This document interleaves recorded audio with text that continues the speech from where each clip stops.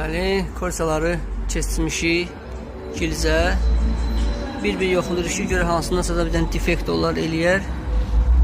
Yəni, bizə problem yaradar. Yəni, mütləq yığanda ölçüb yığmaq lazımdır. Yoxlayıb yığmaq lazımdır ki, yığandan sonra bizə problem yaratmasın. Bir də görsən, zavoddur, qoyurlar.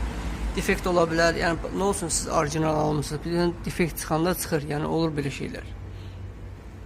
Ona görə də yəni, yoxlayıb qoymaq lazımdır ki, ürək rahatçılığından yığa biləsən. Deməli, hər iki padqona ilə qutarmışıq. Görürsünüz, içi başı tərtəmiz çiçək kimi. Amma əvvəlki məhərçin vəziyyəti, yəni bildiyiniz qırır.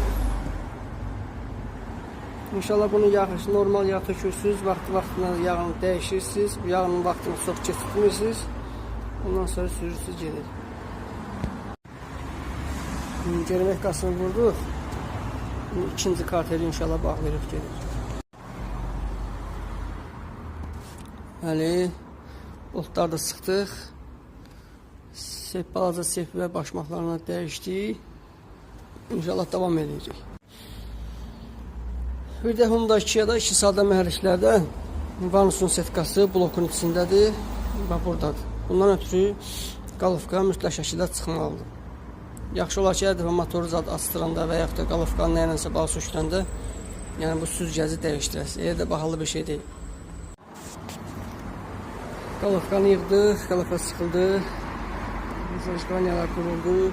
Gördüyünüz ki, bütün septi, başmaqlardır, pistoletdir. Hamısı təzədir.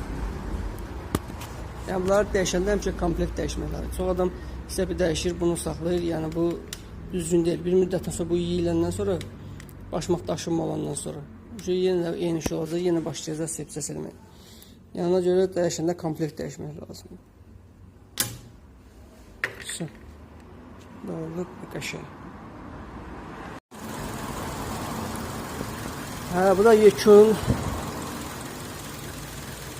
Görürsünüz, mühərrik normalda işləyir. Heç bir səsi, küyü yoxdur. Bir dənə çıqqıltılar var, farsunkaların işləmə çıqqıltısıdır. Yəni, mühərrikdə əlavə bir dənə də olsun, artıq səs yox. Ümumiyyətlə, kapotu bağlayanda ümumiyyətlə mühərrikin heç səs çıxmır. Yəni, Honda 2-də bu çıqqıltı səsləri yəni var. Telefonda biraz çobud düşür. Amma yerində motora baxsaq görəsiz, həqiqətində sağ düşmüşdür. Bir dənə paduşkalarında problem var. Paduşkalar dördüzdə zavodskoydu. Yəni zavodskoyda heç əl vurmayıblar. Yəni bir dənə 4 dənə paduşka dəyişiləcək, ondan sonra olacaq motor sağ kimi.